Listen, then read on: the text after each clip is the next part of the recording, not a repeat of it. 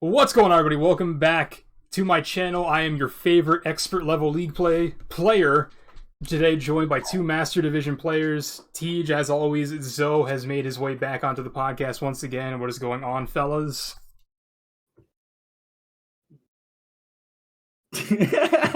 Awesome, off to a hot start. I'll Tej, alphabetical order. Tej, go first. Losing full on league play, nothing, same old bullshit. I'm doing the exact opposite. I've been frying on league play lately, and absolutely love grinding. All right. Now, ladies and gentlemen, welcome back to episode 5 of the Torching Time podcast, brought to you by no sponsor, XD, available on YouTube and every audio platform except for Apple Podcasts because they hate me, and SoundCloud because I'm not paying to pay for storage. So anyway, we already got past the league play stuff. We'll hop into that more later. Introduction for me, my teammates are brain dead. The last 2 weeks since we last recorded a podcast, rather, I've just been doing a lot of other YouTube stuff, trying to grow that as much as I can. And then, I guess, let's get into some not-so-serious stuff, then hop into a serious thing, and then we'll come back to the normal shenanigans. Let's talk about snow, because that's what we talked about at the beginning of last week. We're going to talk about it again. TJ and I have already disclosed our distaste for it, so I don't know how you feel about snow. I'm assuming you hate it because you live in it like I do. I don't hate it per se, but here's what I will say when it comes to snow. As a kid going to school, and you'd have those snow days, you'd absolutely love snow. When you go to work and you become an adult and snow kind of is there, you tend to hate it.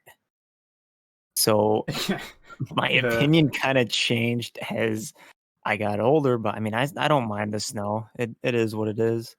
Now, the people on YouTube, I am aware I'm wearing a snow camouflage Nike shirt. I promise you, I'm not being a hypocrite. I just don't want to be seen when I go outside. But no, I made it very clear last podcast that I detest snow. I hate cold weather to a fierce degree.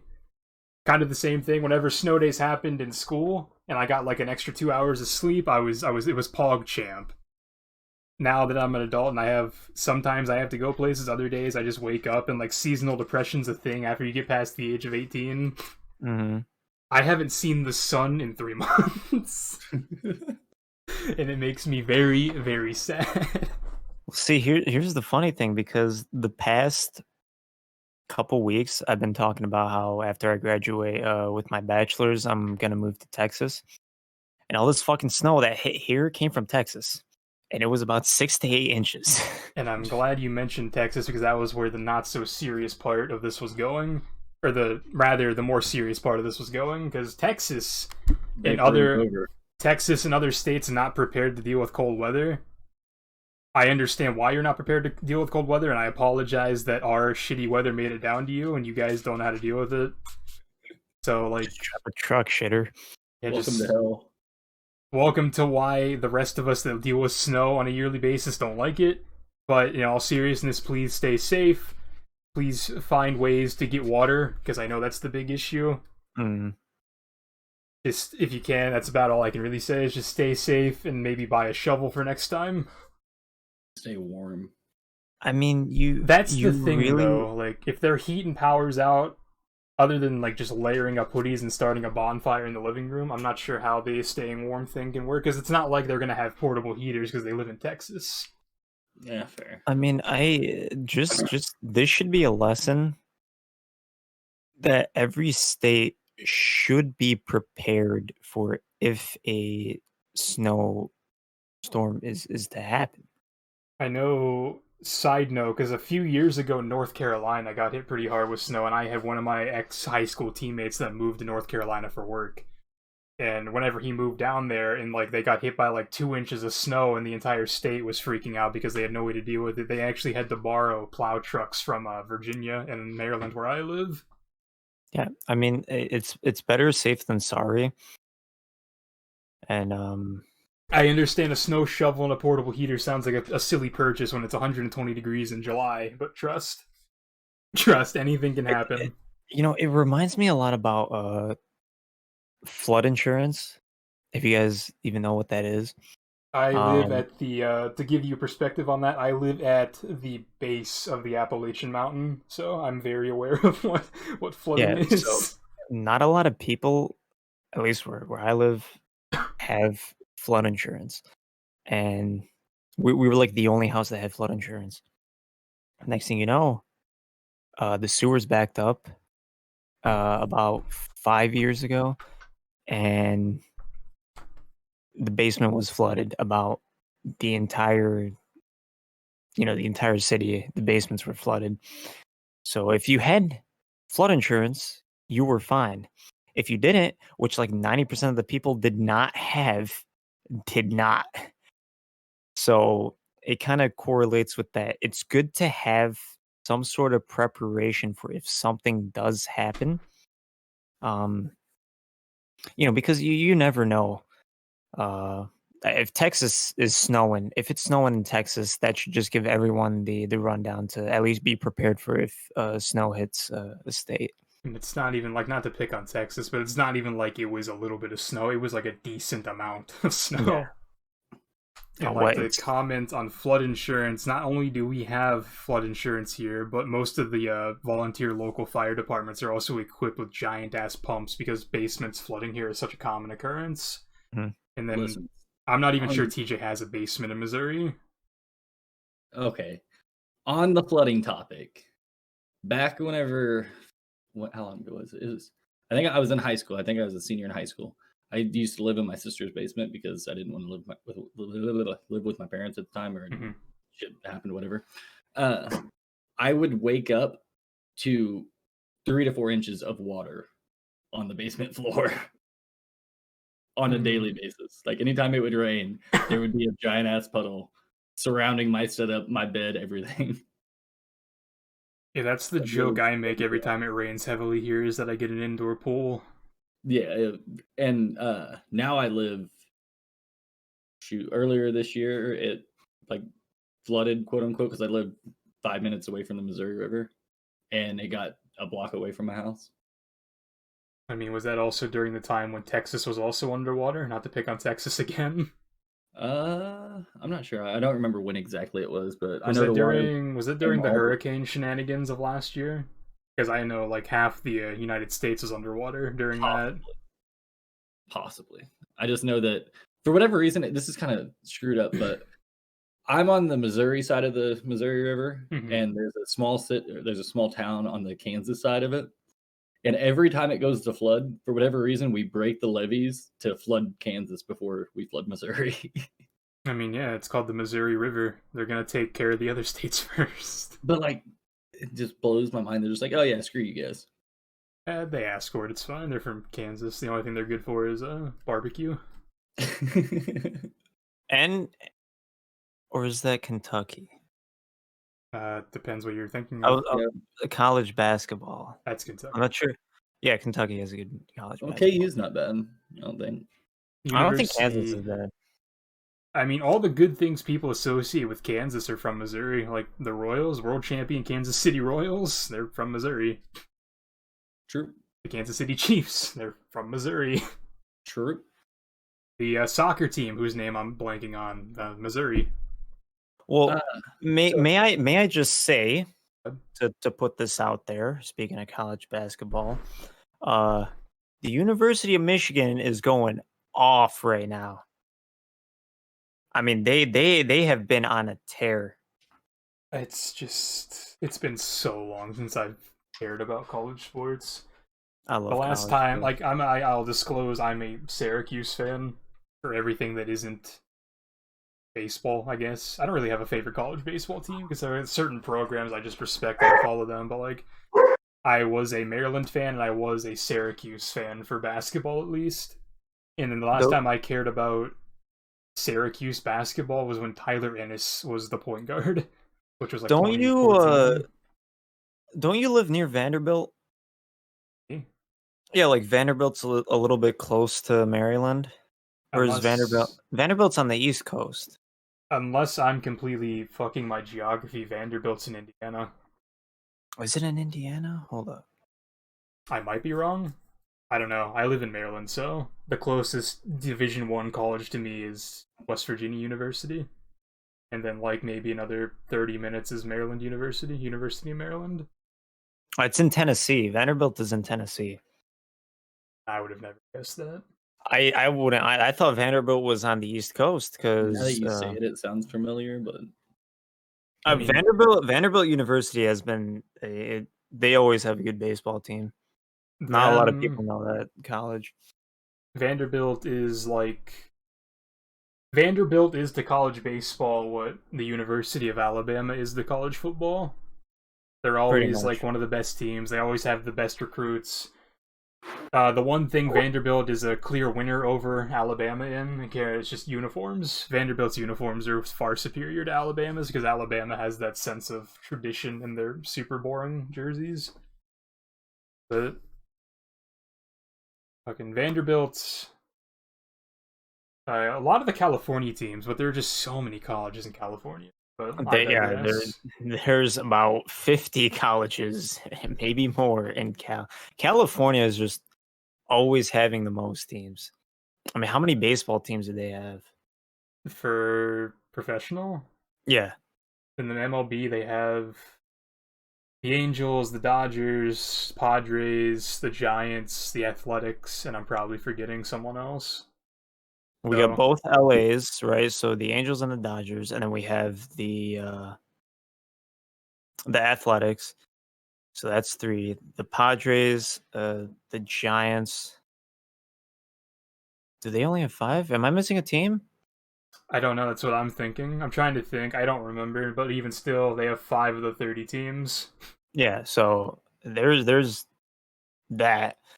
And then in football, they lost and then gained a team. So because St. Louis went to LA and then Oakland moved to Vegas. Las Vegas. So the Raiders moved to Las Vegas, which, by the way, the Raiders stadium in Las Vegas is the best looking stadium in the NFL right now.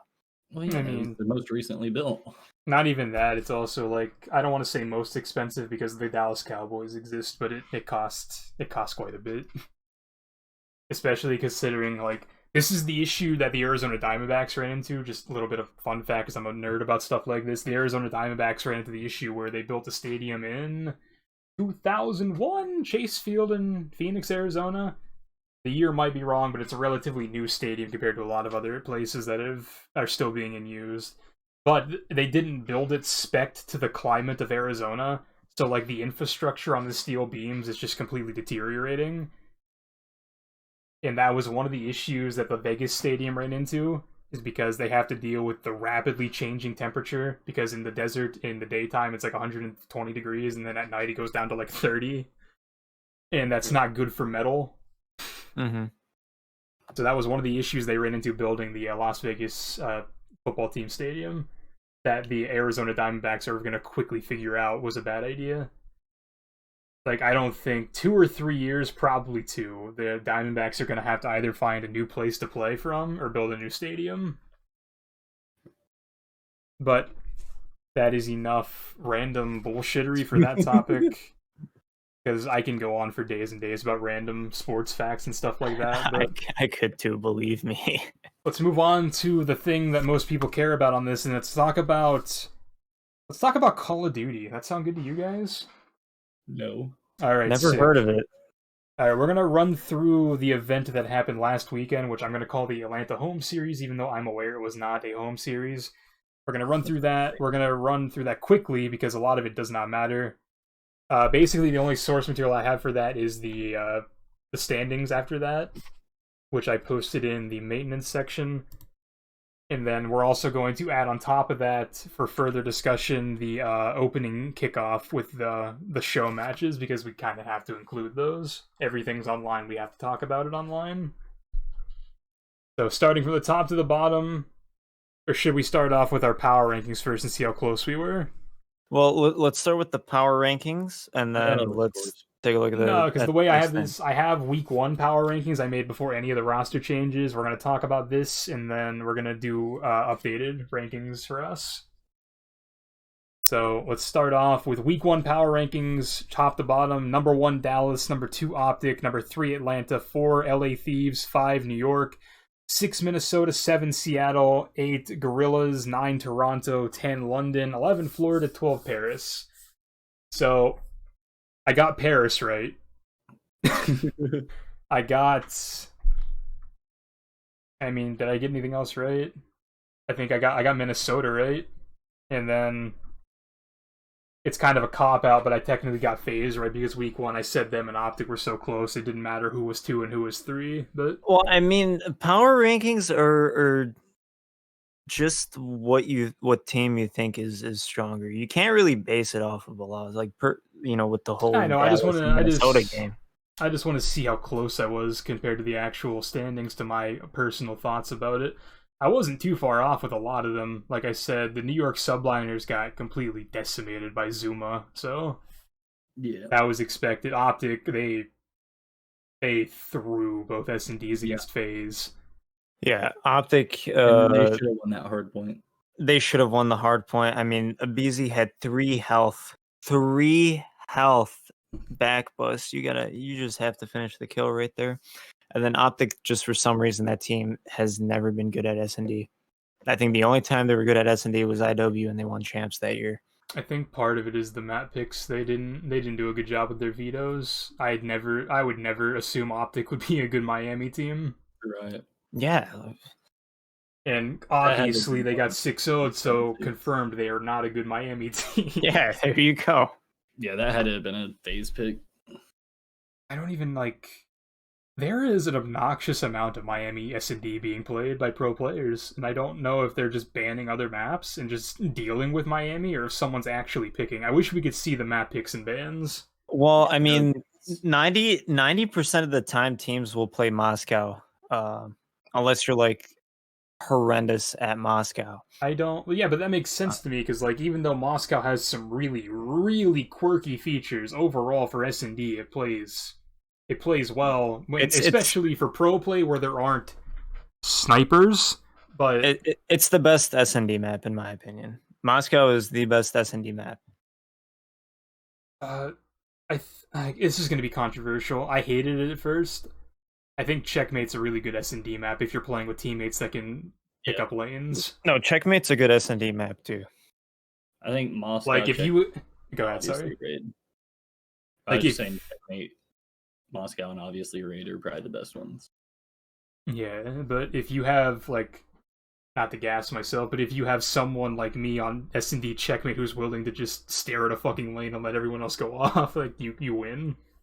Not to gas myself or anything, but I'm gonna gas myself real quick. I'm gonna gas myself. I mean, I am everyone's favorite expert level player for a reason, dude. So the other 2 maps would be Garrison and Miami, and Garrison is ass. Garrison is. If there was another way to get onto the A side of the map, it wouldn't be that bad. But your only 2 options are face smashing through Tiny or hoping they miss shots and you climb top green. Here's the thing about Garrison, right? Because if it was 5v5, oh boy, it would be horrible to play on that map. If it was 5v5, we'd be playing Cartel S&D. Yeah. But I'd pick, to say for when you're playing defense on Garrison, at least, you could be blindfolded on A, and you could still probably lock it down. Because there's only 2 ways that somebody could, realistically attack A, and that's top green or through bricks. I guess you could wrap through spawn, but then that takes too long. So if you wrap through spawn, you have complete control of the B site, and there's no reason to. Exactly. So I mean, you could literally set up. You could have one person that just is watching green.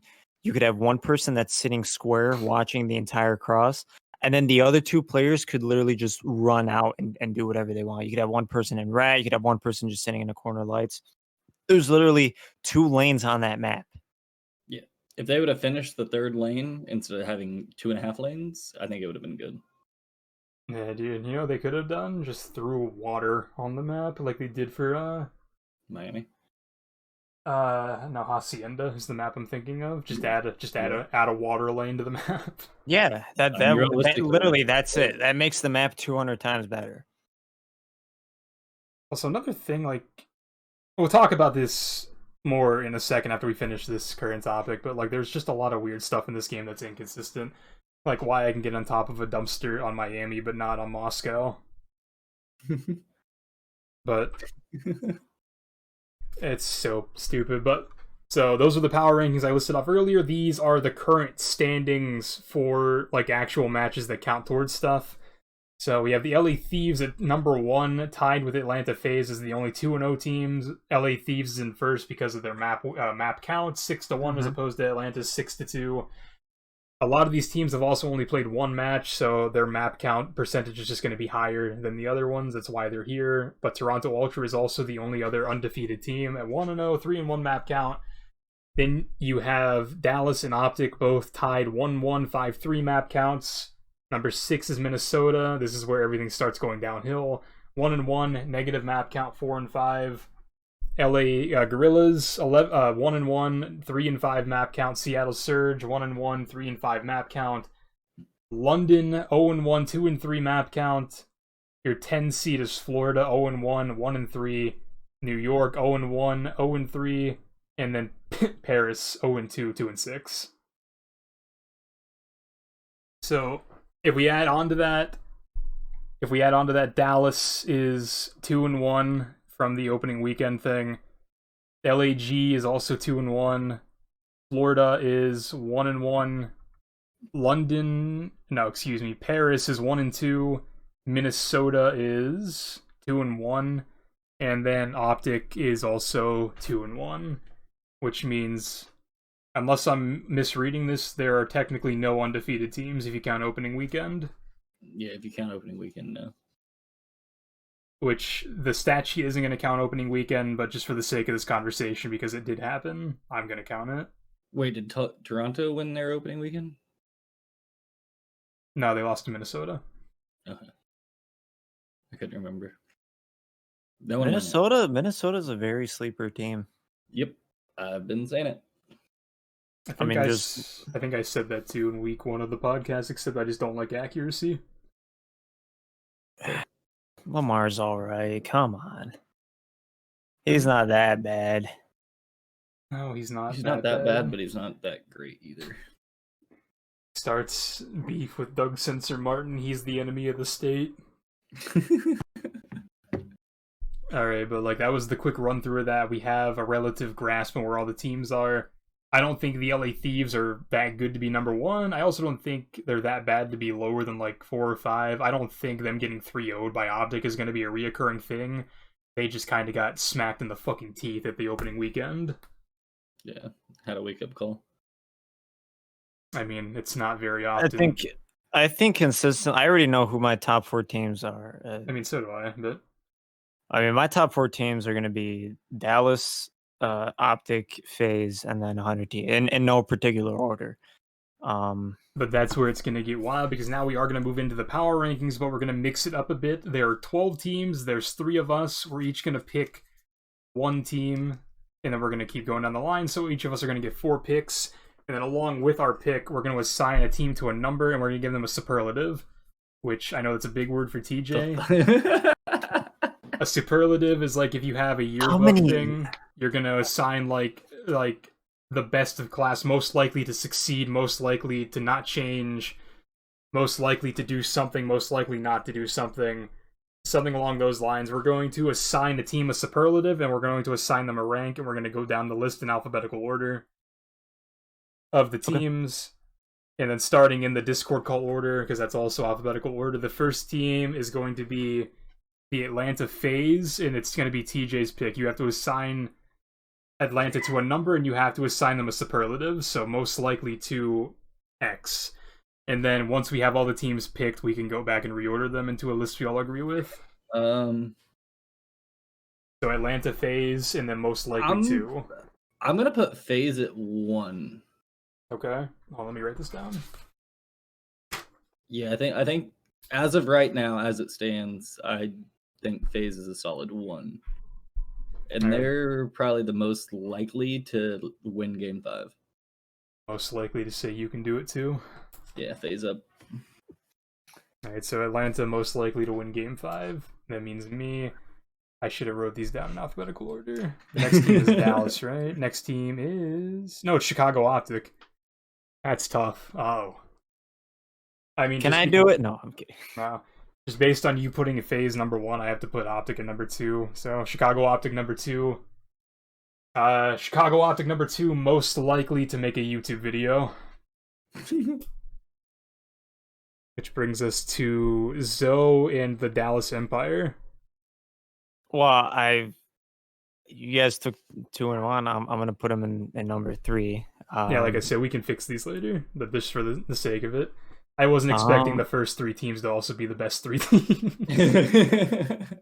I'm gonna say Dallas, and then most likely to win maps 2, 3, and 5.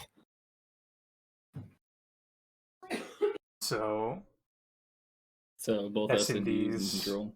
Yep, S&Ds and controls. So teamwork team. Mm-hmm. Can I throw this out there though? Didn't they just lose all 3 of those maps on the map? I know, but listen. Even the blind squirrel finds a nut, dude. It's the first weekend. Okay, you can't take anything from the first weekend. I mean, you could take just to see how the players are playing, but I still wouldn't change what that team is based on. No, I wouldn't either. I was more or less just I kidding. mean, let's be honest. Online COD would be different than on LAN. Right. I feel like a lot of these teams that are lower would be higher if it was LAN, but that's my personal opinion. So, putting my critical thinking skills to use, back to TJ, your next team is the Florida Mutineers. Wow. That's a toughie. It is. I feel like they're a sleeper team. Like, they can beat the top 3, but I still don't want to put them like number 4, 5, or 6. I mean, you have to take into account these are all pro teams. Any team can technically beat any team at any given time. And we saw that in the opening kickoff. They beat Atlanta, but they also got decimated in the home series that just happened. Who did they play? That is a great question. Did they play Toronto? Yeah, they did play Toronto. Did they? I thought they played Seattle. No. No. I don't think so. Either way, they lost, so... Yeah. I'm pretty sure they played Ultra. But I want to put them at 7. 7, alright.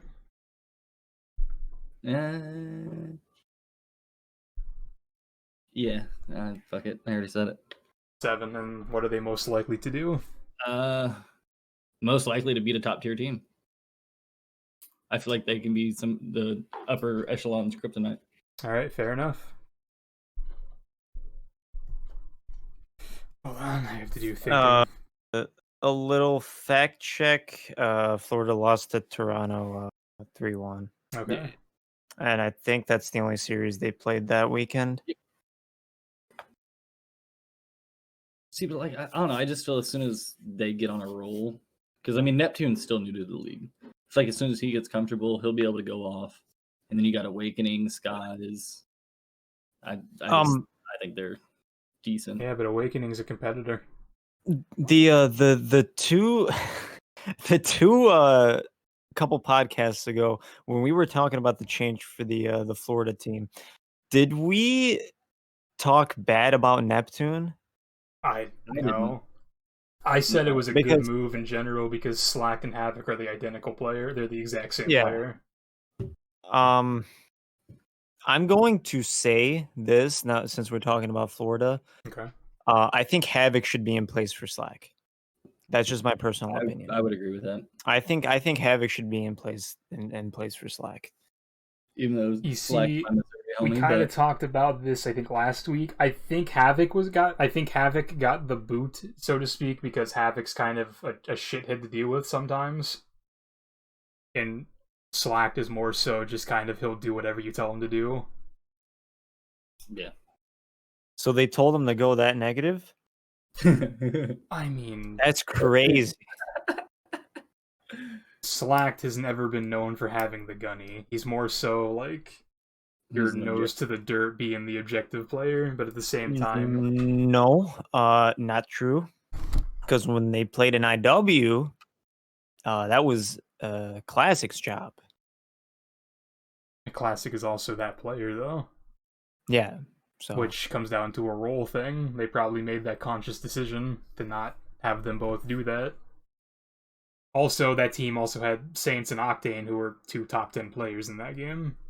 So there was a lot of slang to not make Slacked have to do that.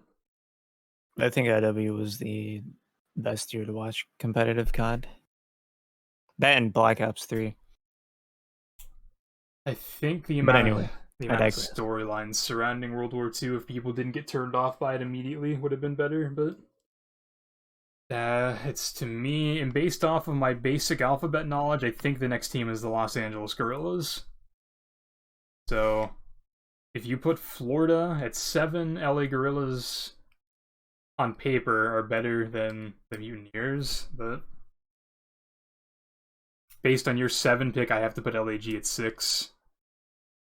And the LA Guerrillas are most likely to all dye their hair the same color.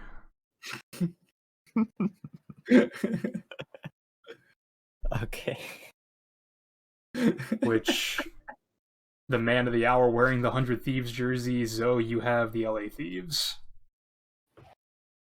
I'm gonna put the LA Thieves at spot 4. I assume so. We already covered that, yeah. And they are most likely To have shoes that match their hoodies. no. Are you sure? Because they all had Brett 11s in their team picture.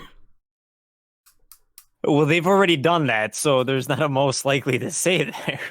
But I'd say they're most likely to be inconsistent. I think they're going to be a very inconsistent team. And what I mean by that is not, oh, they win series and they lose series and they win series and they lose series. I feel like they're going to be a team where 1 week they're going to be absolutely untouchable in respawn, and then the next week they'll be really good at S&D, but the respawn will be kind of lackluster. TJ and I think we said that exact thing because we didn't have a lot of confidence in TJ Howley, and then we also kind of just said that Temp was a shitty teammate. So if you have a bad week of practice because Temp's just in a fucking mood and TJ's showing up late to practice, Slasher's going to be unhappy during the match. And then Kenny's just there. Kenny is just there. Kenny's like, I just work here, man. What do you want? So, sitting right now, 1 Atlanta, 2 Optic, 3 Dallas, 4 LA Thieves, 6 LAG, 7 Florida. Going back to TJ, you have the London Royal Ravens. Yeah, fuck. 12.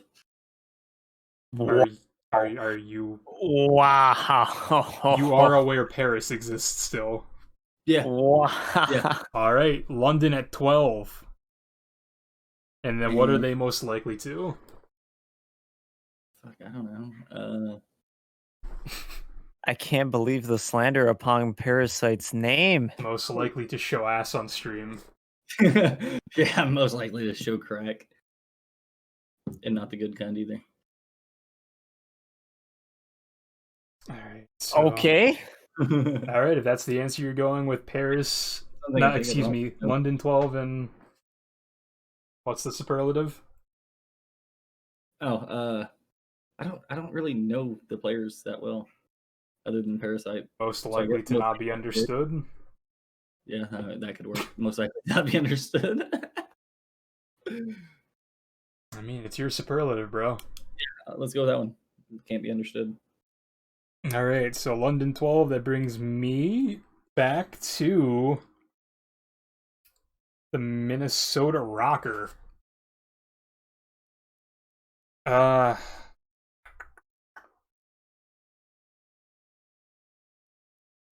Just based on the available spots, they have to be the 8th seed for me. Like I said, we can go back and change these later, but right now I'm putting Minnesota at 8. And Minnesota is the most likely team to copy Optic's style of content. Because Midnight is their director of content. I raised my eyebrow for a second, and I thought to myself, No, because Midnight being under Optic for almost a decade understands what it takes to grow in this scene. You have to make fans by making content. You have to give fans a reason to care about what you're doing outside of the game. They kind of did that last year with the IRL content whenever they took chance fishing. But, that can't happen now, so... I also don't really follow them on social media, so I'm not sure if they're doing stuff. But I like Gary V. That's the only reason why I like Minnesota. They're doing a lot of like Q&A type stuff and like just player interview type. I assume so. They're the most likely to copy Optic's style of content to a certain degree, which gives them fans, etc., etc. So that is number 8. Number 9. No, excuse me. The next one is you have New York. So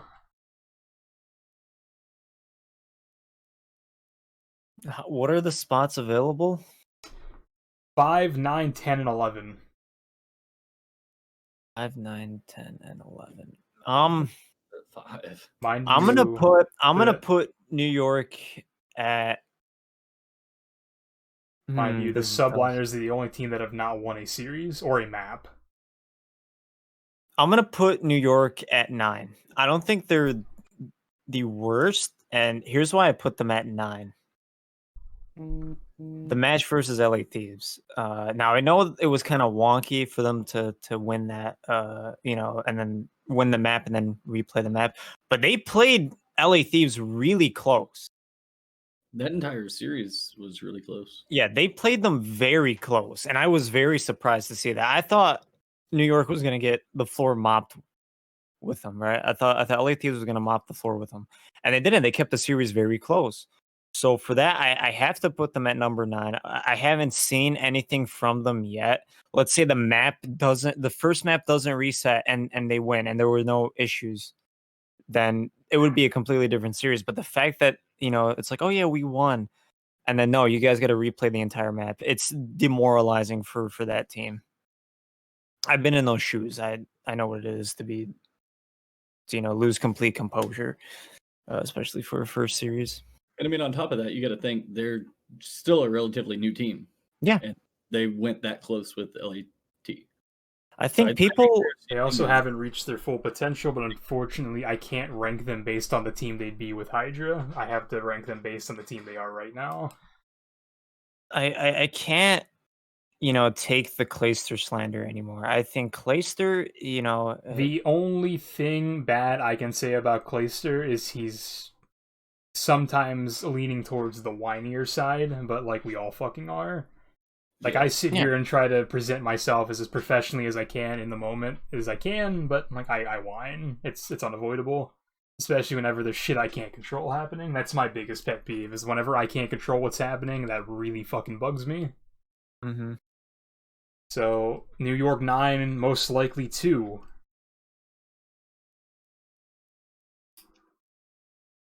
Most likely to surprise the scene. Alright. So back to TJ, based on, again, my basic alphabet knowledge, your team is the Paris Legion. Available spots, 5, 10, 11.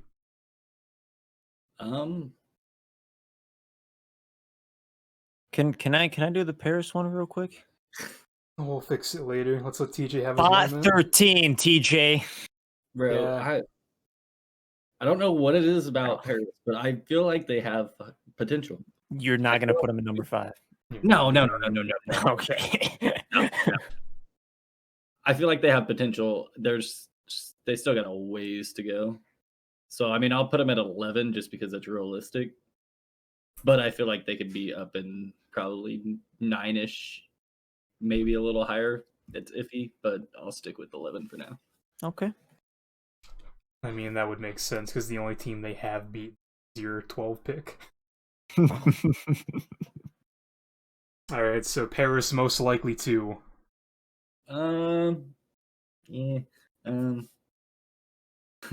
Most likely to not tweet for an entire year. Solid. That's a good one. So, moving on to the next team. It's Seattle, and my available spots are 5 and 10. They have to go in the 10 spot. Yeah, Even so, they won a series. Well, here's why they have to go 10. The other team is Toronto. So Seattle is my number 10 for the time being. Wait, did Seattle beat London? Seattle beat London, right? Yeah. Okay. Yeah. I don't count that as a win. So Seattle's my number 10 pick, and they are the most likely to make a player retire.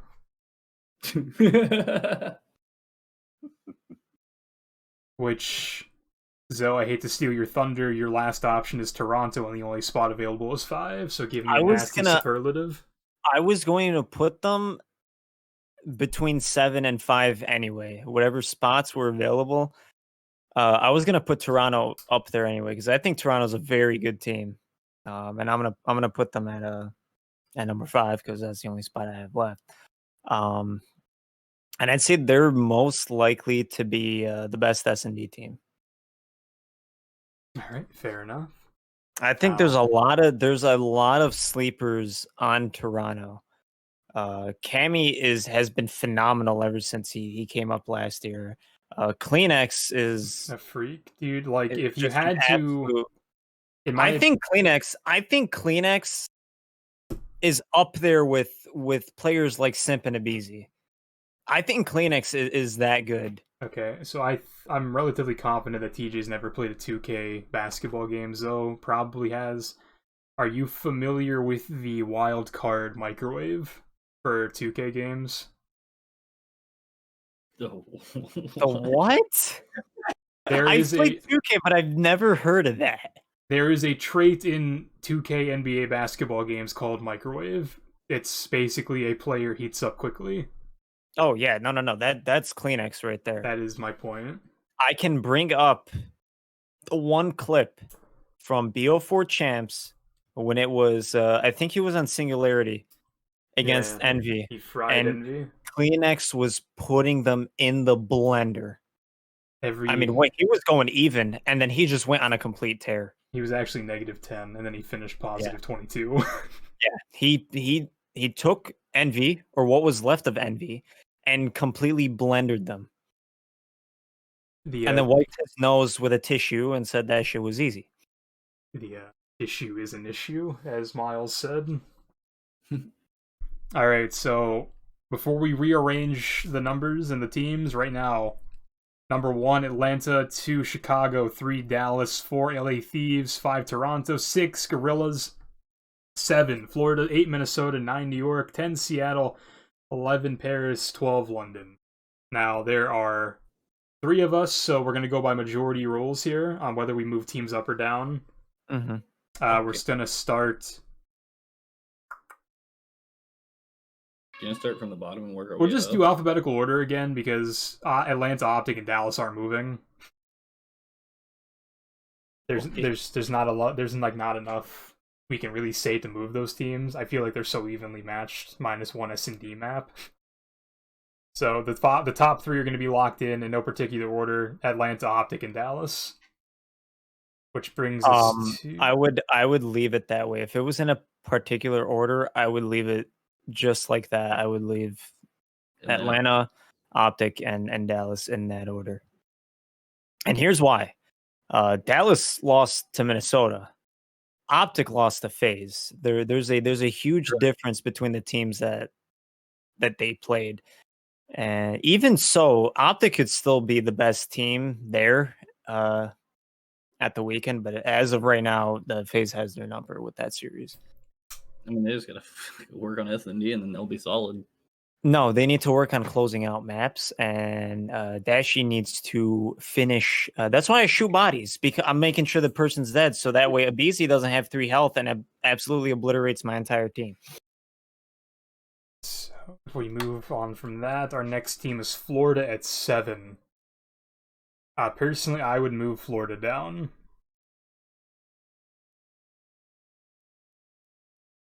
I would probably at least swap them with Minnesota, who is the 8 seed below them. I would do the same. I think Minnesota's a better team than Florida right now. I agree.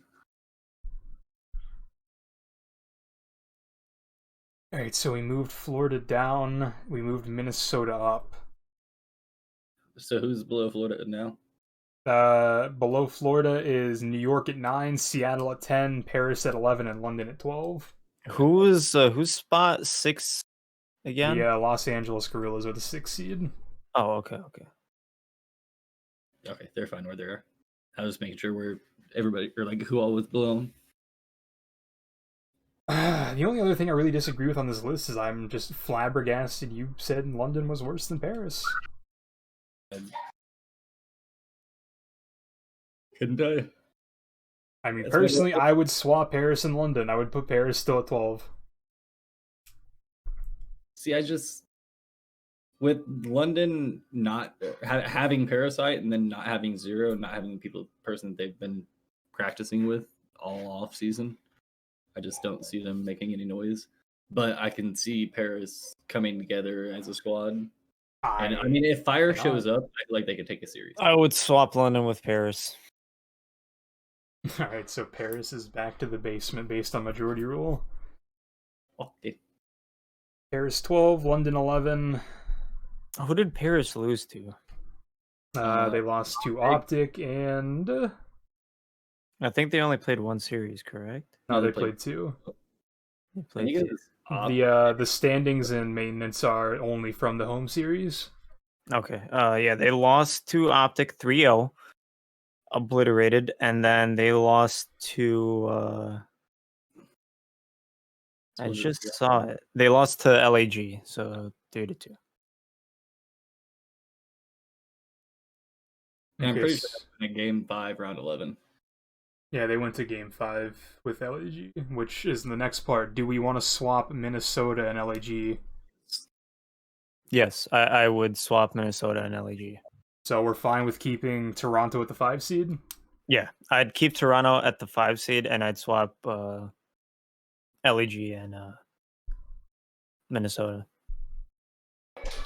Right. I think Minnesota right now is on that upper side. All right, so I think these are all the swaps we can really make, unless you want to entertain the thought of swapping New York and Seattle.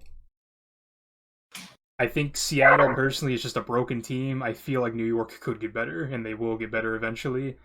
Where's Seattle right now? Seattle's 10, New York is 9.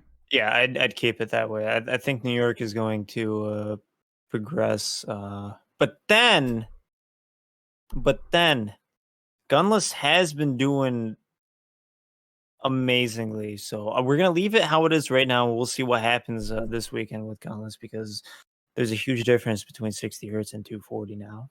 All right, so if we're fine with all these picks, the final power ranking for this is number 1 Atlanta, 2 Optic, 3 Dallas, 4 LA Thieves, 5 Toronto. Those 5 did not change.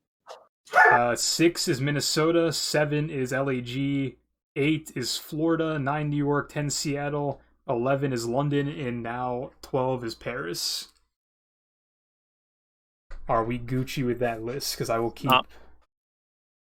I'm good with that list. Yeah, I'm good. Let me title this list, and then I'll come back to this at a later date. So, alright, if we're Gucci with that list, the next topic is... On my list, it's league play, and then in parentheses, Psy. I agree. So, let's point out some of the most obnoxious issues, and then we're actually going to do something unheard of in the Call of Duty community. We're going to offer constructive feedback on how we think we could fix some of the problems. Constructive criticism. Or better yet, let's not even mention some of the issues, because a lot of the issues have actually been fixed, but there's still a lot to go. Or there are 3 of us. Let's each give 3 pieces of feedback on what we think, how this should be, on what we think needs fixed and how we might go about it, and then just go from there. And we all have to pick 3 different things to talk about. So we'll go, you're gonna go all 3 at one time or 1 at a time? I'll let you guys decide on that one. What do you mean all 3 at a time? We're each Like- going to give 3 pieces of feedback. Do you want to go all 3 pieces at one time, or do you each want to go one at a time? We could do one at a time. All right, so starting just at the top of the call again, Tej, you're up. Give me one criticism, and then offer a solution on how to fix it for a league play. The ranking system, like not just like the master, elite, all that, the actual division or whatever, when you have to win to get rank up or whatever the hell. The ladder. Because the ladder. Because all that does is benefit people that get to play constantly. Like me, I play 4 days a week. Here comes TJ flexing. I have a full-time job. Well, I mean, realistically, I have a full-time job. And I'm better than family. people that are in my ladder, and yet I'm still taking fucking 50th place because I only can fucking play for. I actually like what you're saying isn't true, but I looked into it and it kind of just makes sense this way.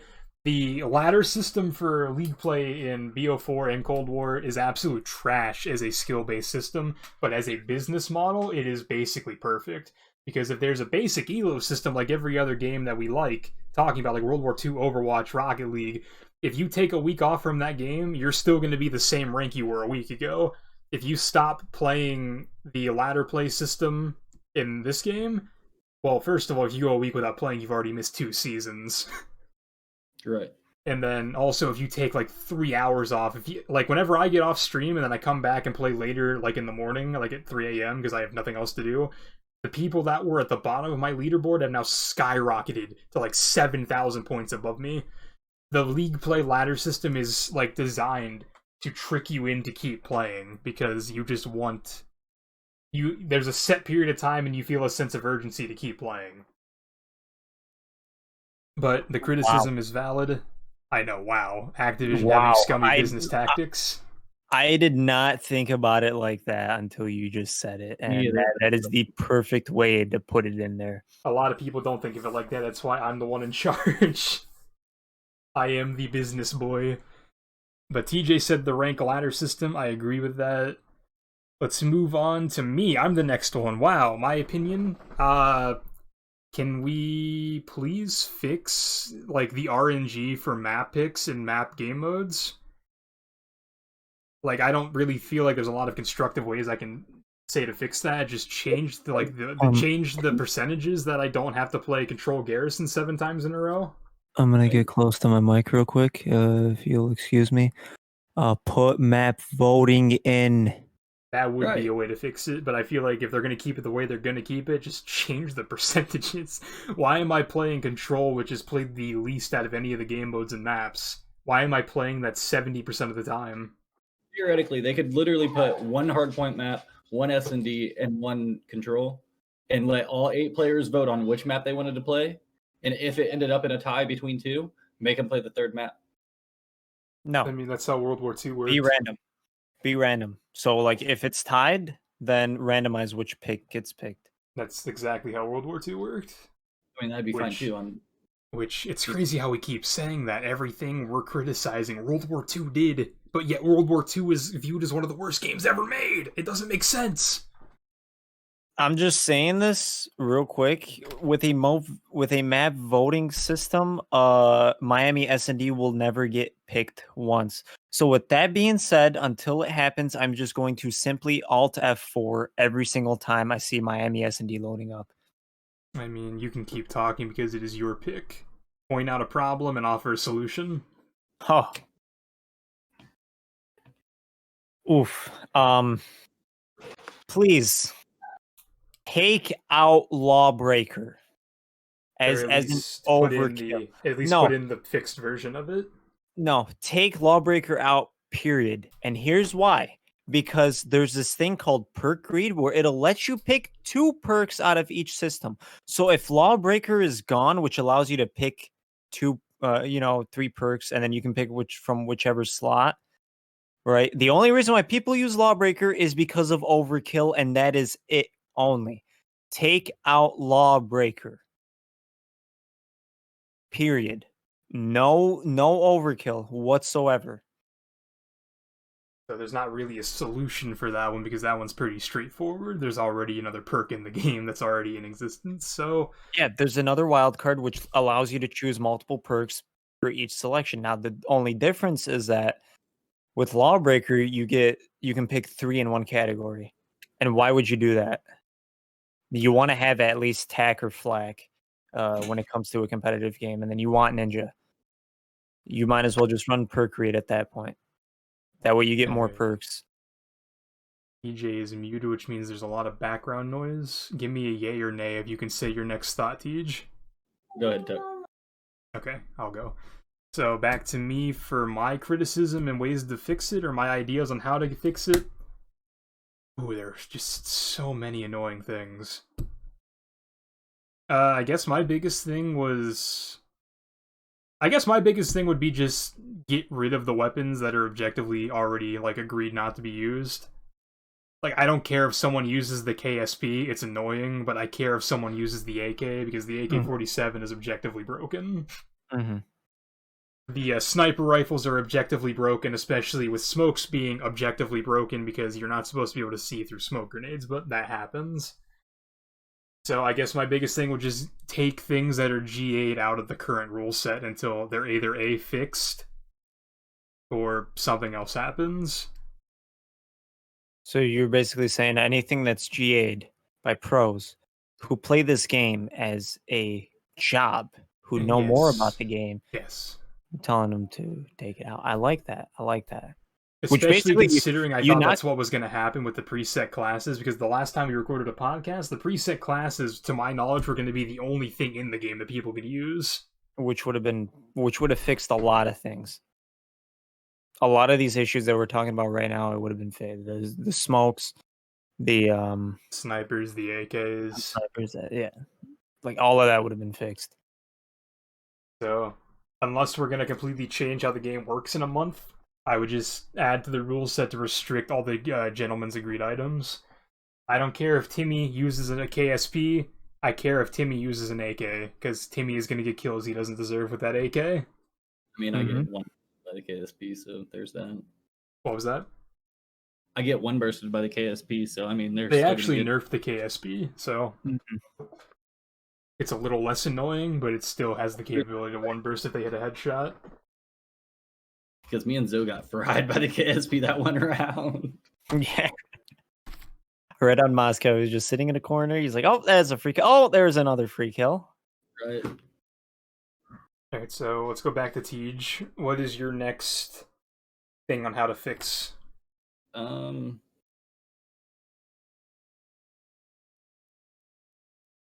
like the idea of moving P4 on Crossroads. I think everyone does. Moving it to the pawn, or AS and D. I think that would help a lot.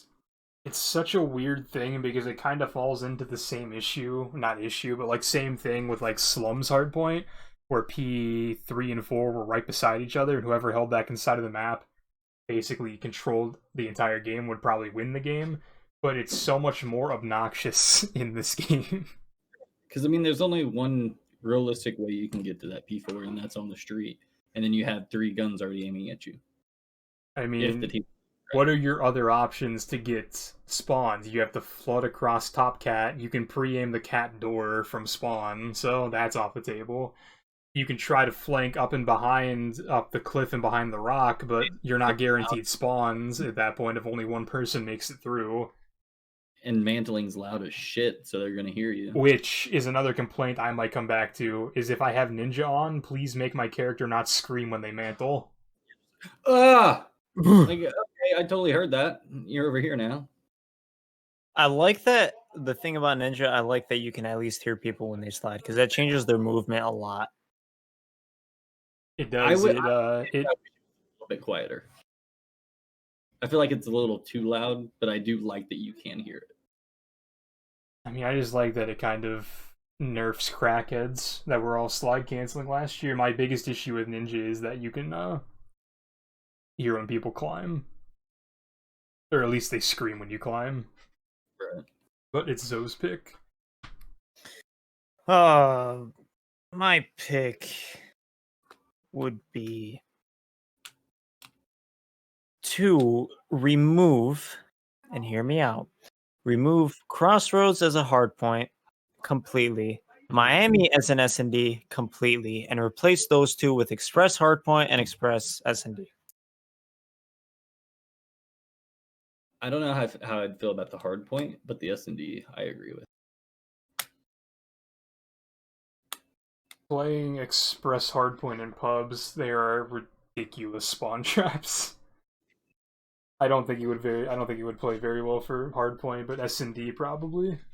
I mean, I like Crossroads Hardpoint because there's a lot going on at once. I just don't like the situation. I just hate how people spawn behind me every 20 seconds. If that didn't happen, I'd feel better. Here's this. You notice how that every single map, there's a utilization when it comes to Hardpoint about major hills, right? Mm-hmm. Mm-hmm. So let's take a look at Moscow. Moscow hits both back end spawns, and then hits mid, and then hits. Moscow only has 4 hills, correct? Middle PD Library Road, yeah. Yeah. So you notice how it utilizes different parts of the map for hills, right? Same thing with Garrison. Boom. You have P1, then you have. But Garrison is a smaller map than Moscow and has 5 hills. There's more shit around it, though. Yeah. So I mean, they're utilizing the map properly. Right. Crossroads is 90%. Well, not 90 because there's 4 hills. 75% of the game is played on the top right side of the map. There's only one time where the map is contested on the whole ice area, and that's only P2. Right. And that's it. If you are playing Crossroads, you never in a million years want to spawn green crates. You never want to spawn there. Why? Because every single major hill, quote unquote major hill, is on one side of the map. See, and I think that's what they're going to fix if they end up moving P4 like they're talking about. They're not going to. I mean, when they first moved P4, right? Because it used to be back rock, and that was a spawn point. Right. Yeah, that was great. And now they moved it 2 feet next to rock, where there's still a spawn point. See, I almost think if they was to move it to like the other side, like right above P2 on that catwalk room, I feel like that wouldn't be a bad spot. It's a small hill, and there's 4 different ways people can come. I'd rather play Nuketown at this point than Crossroads Hardpoint. At least Nuketown, it hits every single side of the map. Crossroads only hits one part of the map, and that's it. That's the only problem I have with Crossroads. Here's how I would make the hills personally. Right? P1 is fine where it is. P2 is fine where it is. You can make P3, where P4 is now, move it a little bit more so that it's kind of in the middle between rock and wherever it is, and then make P4 ice. That's what they're talking about doing. I mean, besides moving P3, but it's essentially what I think a dev posted on Reddit or something about it, about doing that. Ice is only valid in 25% of the game when you're locking down P2, and that's it.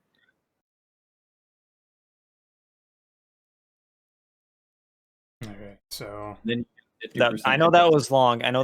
But no, that's fine. It's not the maps; it's the way the maps are being played. Right, the way that the objectives are set up on the map. Yeah. All right, so that's my issue with Crossroads. Your issue is and the Miami S&D is horrid. Don't get me started with Miami S&D. We were only talking about Crossroads Hardpoint. I have nothing good to say about Miami S&D. I think the B side is really well designed. That's about it. A side is fine. A side, the entire middle of the map shit, and then beach is all right. I think beach is the problem. If snipers were in GA, sure. Well, yeah, I mean, if snipers were banned, sure, I'd love playing on Miami every single time. But A site I would love going to A site, but because snipers are still in the game and they're still broken, I am scared shitless to go next to beach. I don't want to go anywhere near there. All right, so go back to Tej for his last criticism and solution. Give me a fucking elo. We already talked about that. We already talked about this. That was also your point. No, I still want to fucking say it. All right. I feel like we already covered most, like, vast majority of it. There's still one more thing I want to say, so I think I have mine too. Quit giving me shitter fucking teammates. Like, I should be able to solo queue and play with people around my fucking rank and not get decimated by an entire fucking 4-man while I got fucking Timmy 1, 2, and 3 on my fucking team, not even knowing how to rotate. In a game where they tell you where the rotations go. Yeah. 10 seconds early, it tells you, hey, the hard point's going to be over here, but yet I still got Timmy No Thumbs over here fucking holding his cock at fucking P2. All right, to save TJ from an aneurysm, we're going to stop his criticism there. TJ wants a better actual skill-based matchmaking implemented. That's fair. Which they have that in pubs. That's what blows my mind. To be fair, my teammates in pubs do the same shit, so the skill-based matchmaking really only affects the enemy team is what I've came to notice. It makes no fucking sense. My final criticism, this one's more of a tinfoil hat one. I don't think the servers are playing on our 60, and I would like that to be a thing, if not higher, because, competitive playlist. The amount of times I get shot around corners in League play just leads me to believe that it's not a 60 hertz server. I can see that. We're playing on PC. I'd like this to be at least over 60. I mean, that's what I'm saying. Like, casual matches on CSGO are 64 hertz. We are in the year 2021, and the league has changed to PC. Hold on, side note before we go into more on this, Activision $1.7 billion generated last year, by the way. Go on. It doesn't matter. No, I don't care how much money they make. The money matters. They can afford it, is my point. Exactly. But there's companies that aren't making billions, right? Let's say per se there's this game, I don't know, Rocket League? Never heard of it. Never heard of it? That's free to play now, right? All I play is COD, so this is boring. Right? Or a game, here's another game, Valorant, that's also free. Let's throw League of Legends into that too. League of Legends, you could play on a single core processor. Yeah, and but it's servers and still still play higher. and still play at a higher tick rate. It is definitely wacky.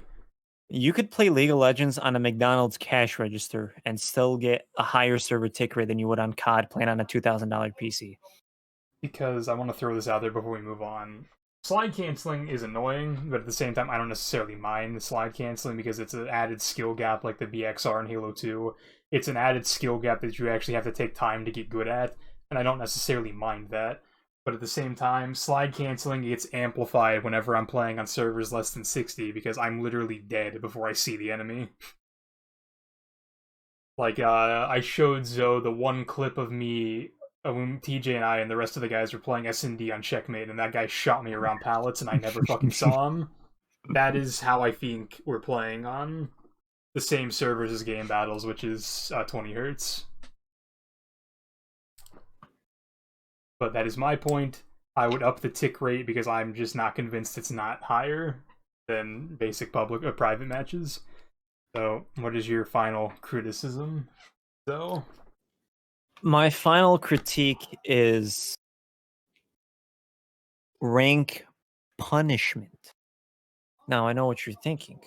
They've already added that. No. Joke's on you. I like being punished. If it is a 3v4, right? Because the servers are ass and one of your teammates gets kicked, right?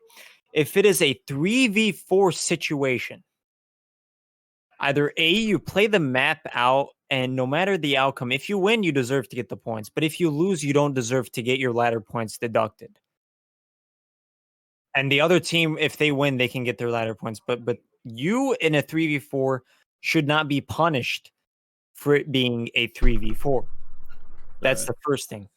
The second thing is if someone leaves the game, they should get not only a sort of like matchmaking penalty, but on top of that, they should lose up to 150 to like 200 ladder points.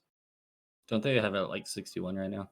No, they have it at 111. If you're the first person to leave, you lose 111. After that, it gets reduced for everyone else that leaves to 60.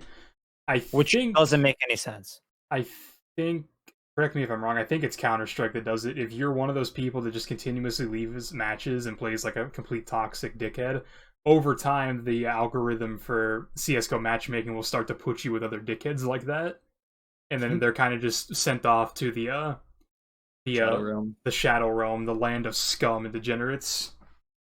I think that's Counter-Strike that does that. Zoe probably wouldn't know, because Zoe doesn't leave matches on Counter-Strike every time, I'm sure. No, I play them out, which is funny, because if a person leaves the match, they get replaced with a bot, and you can take control of that bot if you die in CSGO. Any player on your team can take control of that bot if they're dead on CSGO. That recently changed, though. No. 3 Clicks Philip made a video on it. Did it recently change? Because I haven't played CSGO in a couple months. But I remember that's how it was. I know that's how it was. I think 3 Clicks Philip made a video on that like a month ago. We can fact check that after. But I think that may have changed, but still, it's... TLDR, CSGO does a better job of dealing with that than everyone else. Because, like, I don't mind that. If they're going to be assholes, put them with the other assholes. I'll never have to play with them again. I agree. But let's move on, because we're approaching the hour and a quarter mark. I'm going to completely chalk this topic because it's just kind of out there. I want to talk about content side of esports, since we already hinted at that, with like Optic and Minnesota being the content boys. 100T's doing it too. Yeah, I know, but like we already talked about earlier, whenever we were talking about the superlatives, that Optic and Minnesota do the same thing. But 100 Thieves is another great example. Atlanta, not organization-wise, but individual-wise, all the FaZe guys are making their own content, which is helping them. But I will say, because we already said this last time, the Atlanta FaZe are popular because of all the work that FaZe Clan did leading up to the purchasing of the league spot.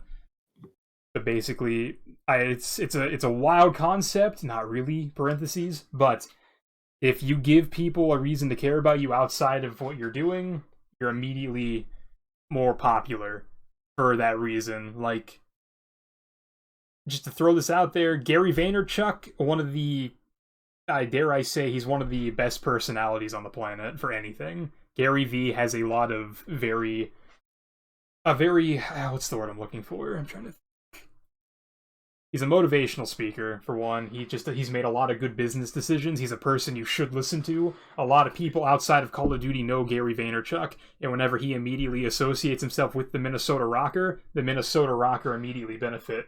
And Gary Vaynerchuk has never done anything Call of Duty related. Mm-hmm. He's never done anything esports related. Now, on the opposite side of that, why are the Dallas Empire not doing fuck all with Post Malone? Because you're not going to sit here and tell me that Post is like so busy to the point where he's not going to play video games. Because I guarantee that fool is playing video games every day. Why not have him and Crimsix sit down and play for 20 fucking minutes? I mean, I'm sure that is content right there. That is content. Like, you know why? It's already proven to work, because in World War II, Courage and Post Malone played together. Like, Post is willing to play the game. He plays video games probably every day, because he just seems like that kind of guy. Like, just have him and Crim fucking sit down and play, and it's like, Post, what the fuck? Post, you're on a fucking heady. How'd you lose the gunfight? What the fuck? What the fuck? Like, you're not gonna see, like, it's... Bro, the picture that I have saved on my camera roll will will live in my head rent free. Let me pull it up very quickly and show it to the camera. Running through the rest of the teams. This right here. Why are the Royal Ravens and Vicstar not making content? Why are the New York Subliners and the New York Mets, because they have the same ownership? Fun fact, why are they not doing stuff together?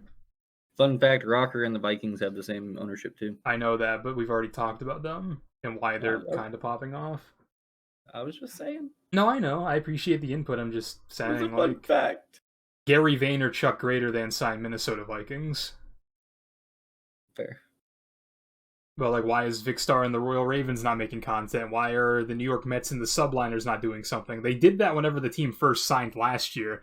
They brought the entire Subliners team out to a Mets game and gave them a bunch of free shit, a box suite, tickets to the games, etc., etc. But, like, since then, there's been fucking nothing. Last year, whenever the Gorillas first got their roster together, they went to a Rams game, and Akes got to speak to the entire stadium, and people were like, who the fuck is this guy? But still, there was something happening. Well, and I think the Atlanta FaZe, they went to the Brave Stadium, correct? Yes, they did. That was recent. Yeah. So, I mean, every team is doing their thing, and we're not gonna talk about Optic because I think they do it the best. So there's no point in. I mean, they always have. Optic also has a cheat code by having two of the biggest esports personalities on the planet that specialize in esports. But that's a decade of hard work like FaZe, though. Who would those two people be? I know Scump's got to be one of them. Scump and Formal. Scump and Formal. Okay. And then toss Hex in there too, because Hex transcends. I was gonna say Hex and Scump, but I think Scump and Formal. I love the fact that Formal's now in Texas, because Scump and Formal together in the same room is the greatest thing to ever happen to that team. Just saying. I think Paris is doing great with their Twitter. They're doing a fantastic job. When's the last time they tweeted? Actually, I'm checking now. Paris is doing fantastic. Let me just let's see. What's going on, 5 hours ago? Welcome back to episode 5 of the Memeing Paris podcast.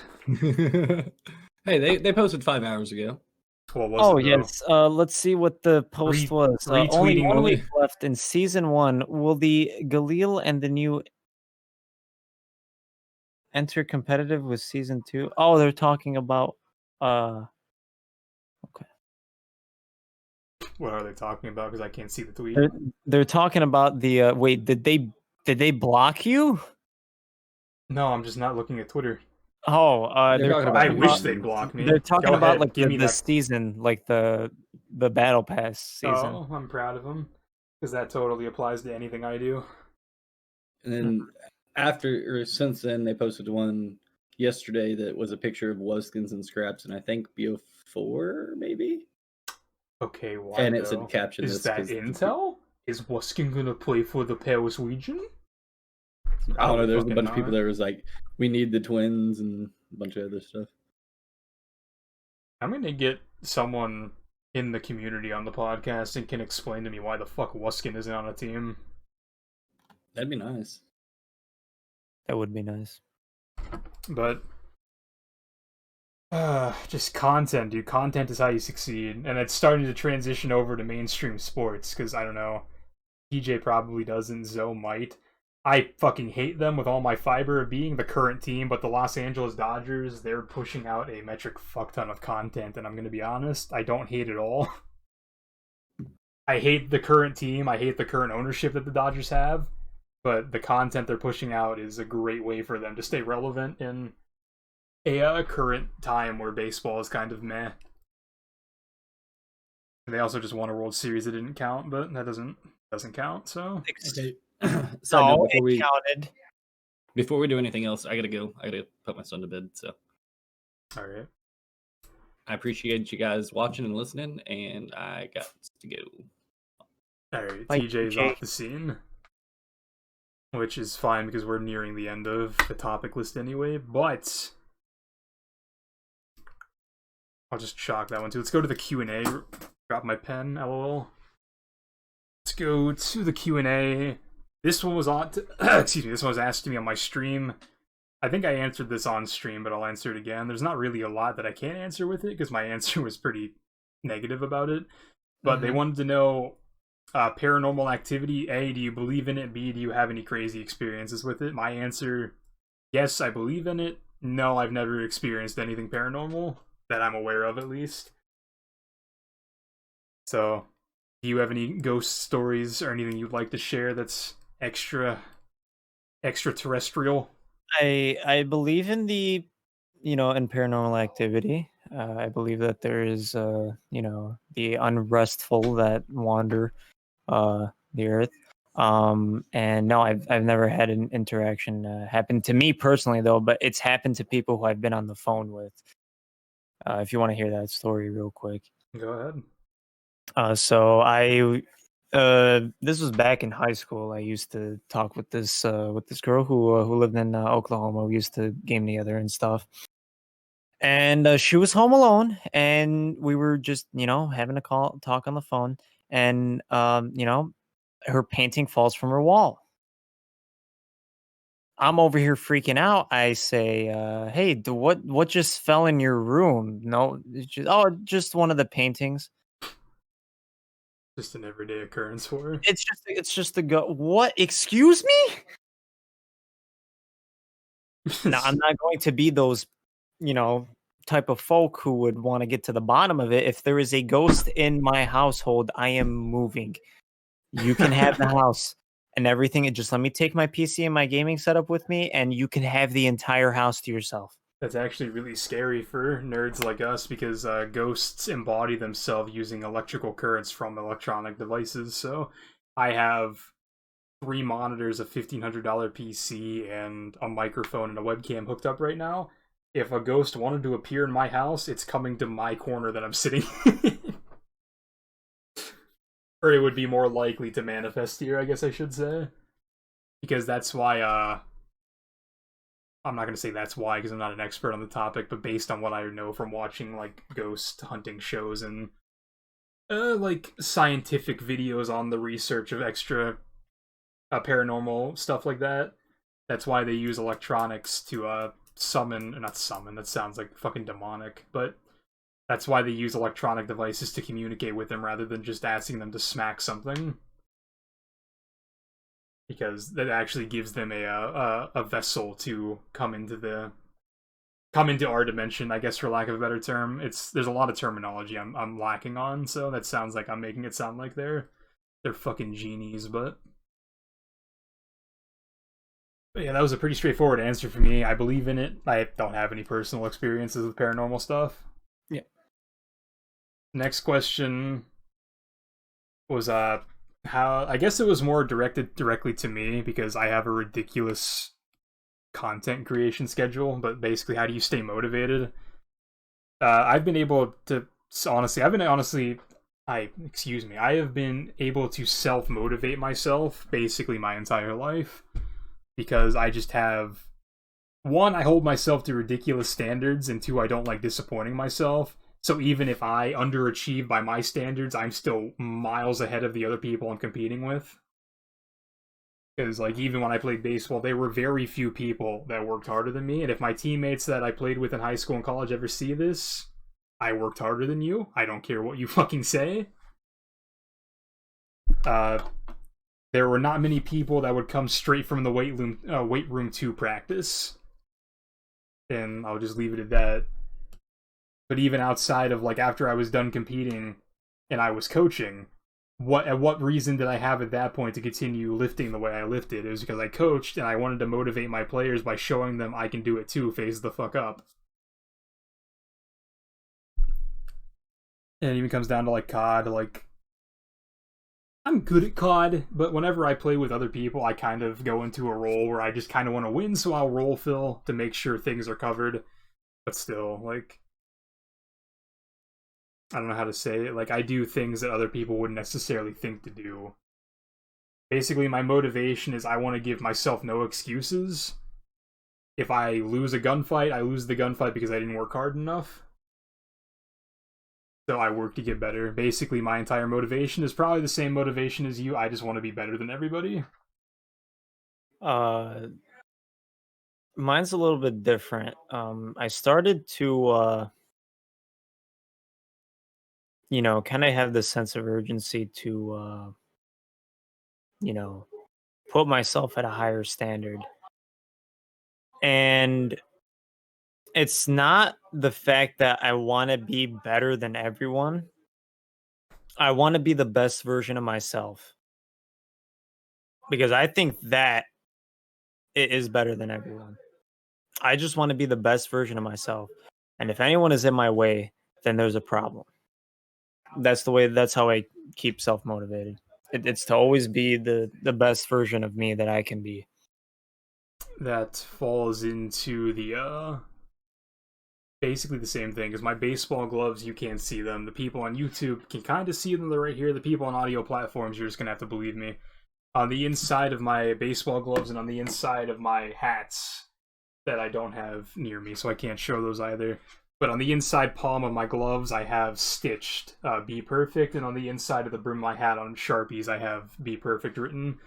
And if you remember from the movie Friday Night Lights, towards the end of the movie, Billy Bob Thornton is like, if you do everything in your power to help your teammates succeed, you're being perfect. And that's kind of just stuck with me forever. So that's kind of falls into the no excuses thing. I'm going to do everything in my power to make sure that we as a whole succeed. Whether you want to do that is entirely up to you, not you, like the people I'm surrounding myself with at any given time. You guys can do whatever you want to do. I'm going to do everything in my power to make sure we succeed. If that means I have to take a back seat to someone else, I'll do that. That's a good mindset to not be a selfish person. That's a really good mindset. Especially fucking playing baseball where you literally can't be a one-man show. Like Wait, I might be a good pitcher, but at the same time, the ground ball to shortstop is a base hit if the shortstop misses it. mm-hmm. So like, I'll keep getting the ground balls. You try your fucking best to not just to make the routine play at that point. So TLDR, limit excuses. Do more to be a team player. Because over time, you'll probably succeed more than you'll... It might suck in the moment, it might be boring in the moment, but succeeding, winning's kind of fun, dude. You also can't see that I have a championship ring somewhere in my room. I can confirm winning is fucking fun. Yeah, it is. Believe me. The next question, rather. We're moving on to the next question. The next question would have been good to hear TJ's answer, but he had to go put his kid to sleep, as he said. Not the way I would have phrased it, but... your arch nemesis in COD. This can actually apply to any video game, but for TJ specifically, it was COD. I'll let you start off with this. Who is your arch nemesis in video games? You can name drop, you can not name drop, you can use an alias for him, I don't care. Tell me about your worst enemy in video games. Someone you absolutely despise playing. The person's name makes you cringe, it pisses you off when you hear it. No one. Not even the shitters that come into your chat and talk shit, none of them? I don't think anyone was ever good enough to be my arch nemesis. I know that that's not the answer you want to hear, but it's very fucking true. I've never had an arch nemesis. I've never had anyone who I felt was good enough to. Sorry to disappoint anyone who's watching this and who has played against me, but no one has ever been to my standard in and out of game to be my arch nemesis. Okay, let me I will say anyone that's annoyed you to the point where you had to I don't know, deal with them, and for lack of a better phrase. Because I was there the one day you banned a few people in your chat for shooting bodies. No. I don't remember their fucking names, but I know there are people that have been banned in your chat because they're shitheads. Well, those are GB kids. There was a GB. Yeah, I don't remember GB. I don't remember GB. I forgot what his name was. And that's it. But I will say, we do play with Sebi. Sebi, you know Sebi Corrigan. Mm-hmm. Last year he was. He wasn't my rival, but we were very head to head with each other. Like we scrimmed each other every single day. I was the main AR and he was the main AR.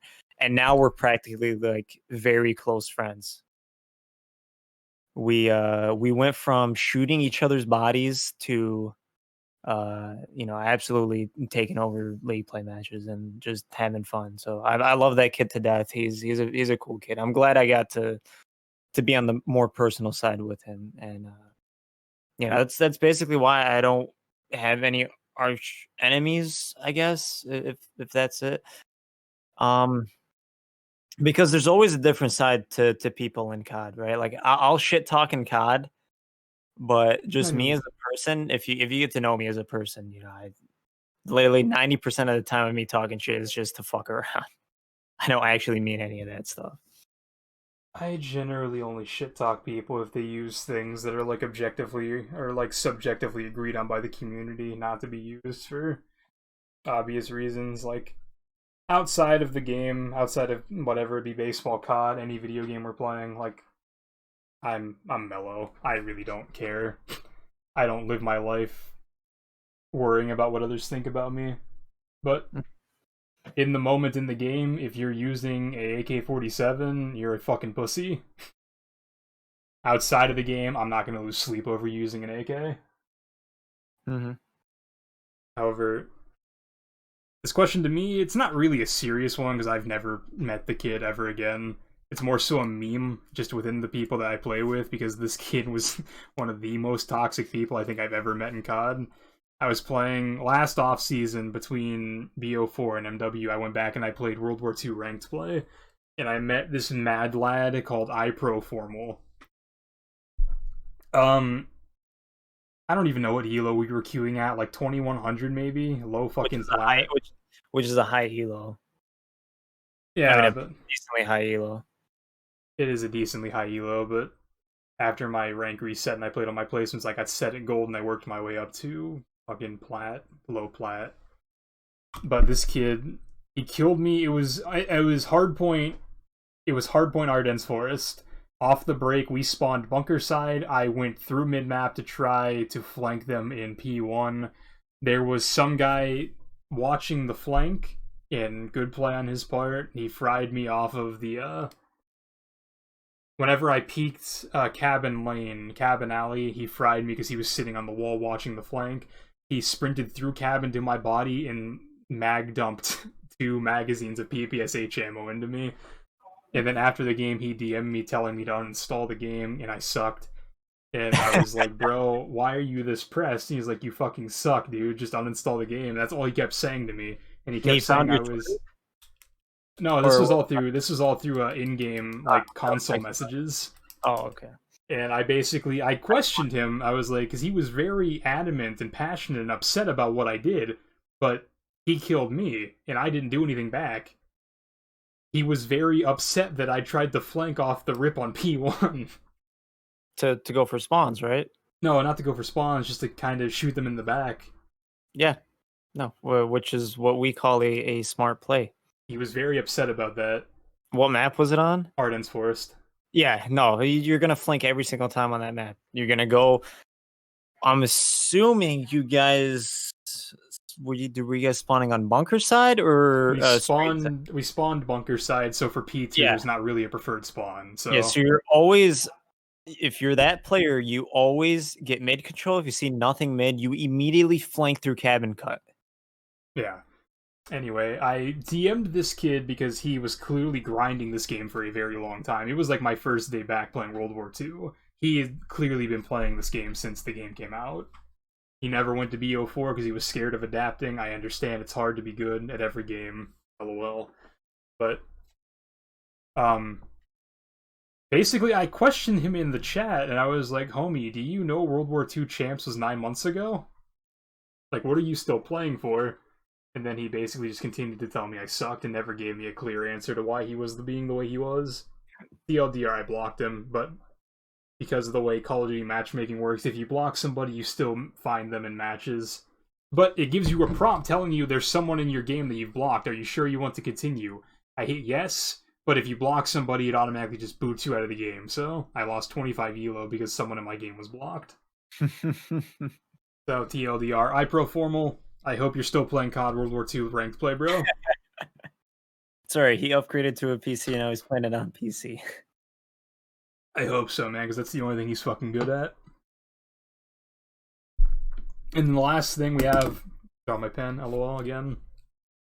We are actually going to answer Luda's question about who can beat Crim 6 in hand-to-hand combat. So we're going to run through a list of pros, only pros, no amateurs, so no Dougie Dougs, no Doug Sensor Martins. Come on. That would be too easy. That would be too easy. We can't have Doug. We can't have Doug just massacring Crim 6 on main stage with hand-to-hand combat, so we're only going to be talking pros. Okay. So out of current pros, and we'll throw substitutes in, name me 2 players you think can beat Crim 6 in hand-to-hand combat. 2 players that can beat Crim 6 in hand-to-hand combat. Scump. Okay, Scump. And our cities. Okay. Scump and our cities. Ooh. I think our cities would kick Crim 6 to the moon. He would kick him in orbit. Scump would knock him down. Scump is jacked. You don't know Scump.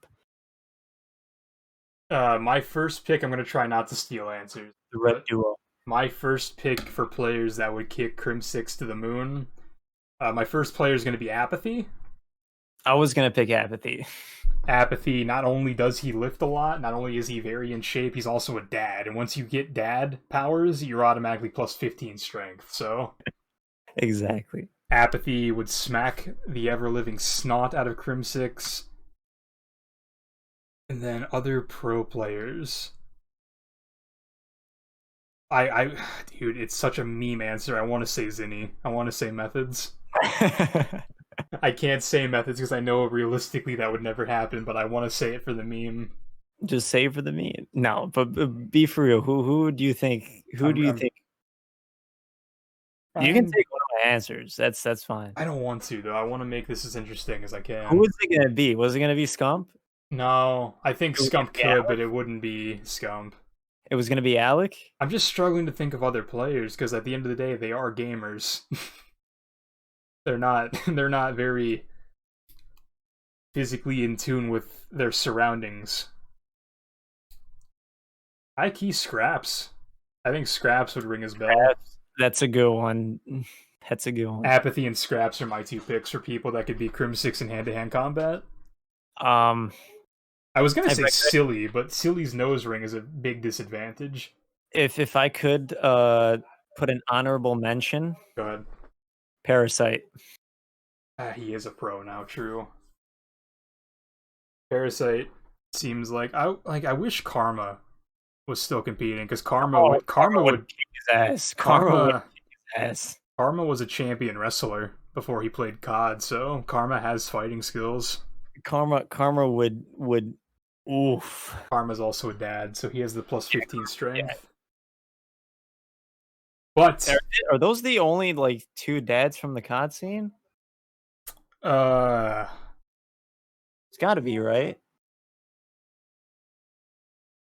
Oh, that are pros? A lot of the pros aren't even old enough to have kids.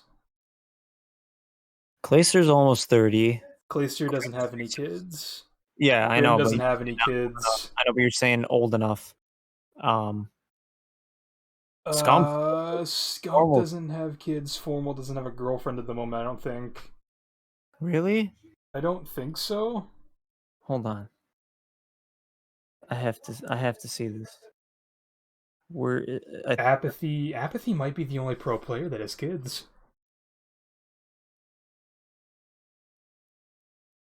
Well, I mean, unless Formal hasn't signed into Instagram, there's still a picture of him and his girlfriend.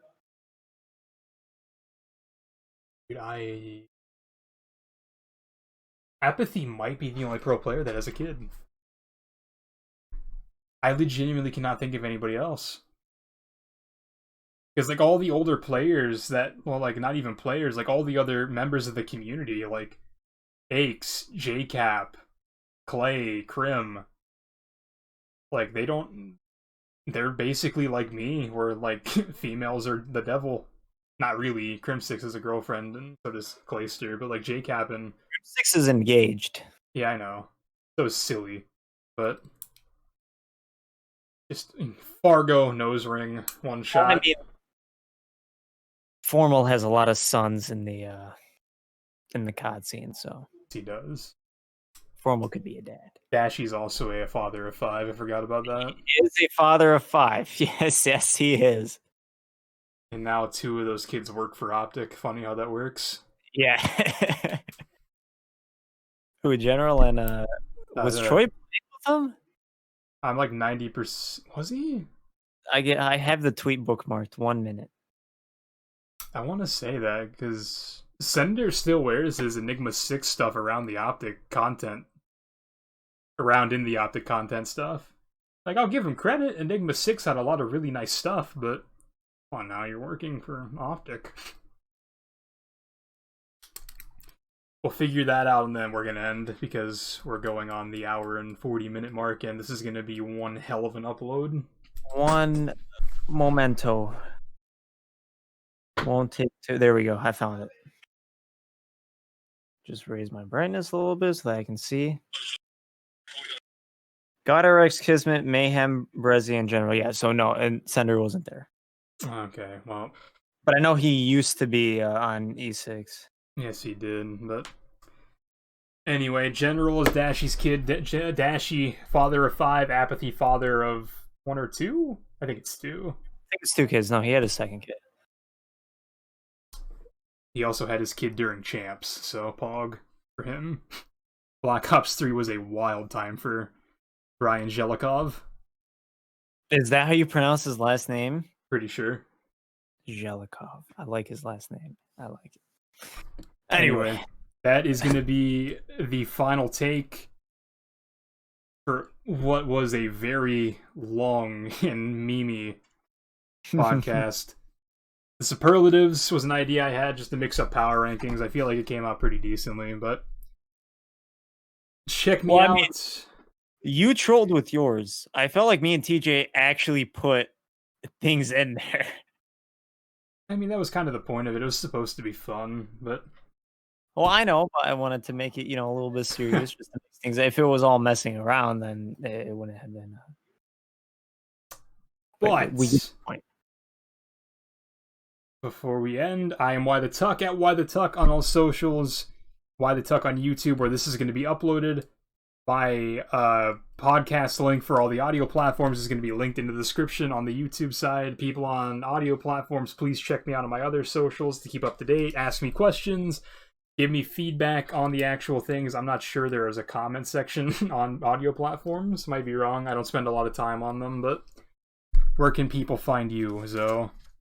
I mostly use Twitter. You can find me on Twitter, ZoSeasonX. That's ZOSZNX, and that's all you need to know. And TJ is not here to say, so I will speak for TJ. TJ is at TJ's Rice, all one word, on every platform I do believe that he uses at least. Mm-hmm. So, one last shameless plug. We are about 30% of the way to the YouTube partner program requirements. So if you guys could share the video, like the video, watch the videos, that's Pog. Help me get to that by the end of the year. That would be super dope. But unless you have anything else, Zoe, we are going to say our farewells. To make it less shameless, the man that runs the show right here works his butt off more than anyone I know. So if you guys could support him, he deserves more than the world itself for the amount of work that he puts in, and I see it, and a lot of other people see it too, and it doesn't go unnoticed. So if you guys could just show a little bit of love to him, it means the absolute world. All right, thank you. I appreciate that. But that is where we're going to say goodbye. Until next time, I'll see you guys. Peace.